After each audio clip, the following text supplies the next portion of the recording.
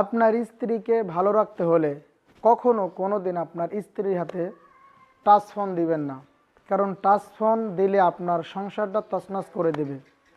আপনি পুরুষ মানুষ, আপনি বাইরে থাকেন, বাইরে কাজকাম করেন, আপনি জানেন না আপনার স্ত্রী কার সাথে কথা বলে, কার সাথে এসএমএস করে, কার সাথে মেসেঞ্জারে কথা বলে।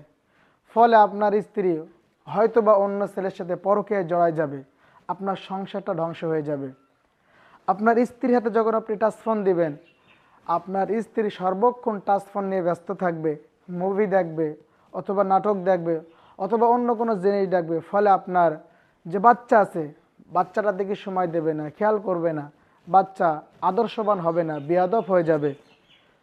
আপনার স্ত্রীর হাতে যখন আপনি টাচ ফোন দিবেন, তখন আপনার স্ত্রী এই টাচ ফোনের মাধ্যমে গোটা পৃথিবীর যে অশ্লীল অন্যায় অপকর্ম রয়েছে এগুলো আপনার স্ত্রীর সামনে যখন আসতে থাকবে, আপনার স্ত্রীর মন মানসিকতা চেঞ্জ হতে থাকবে।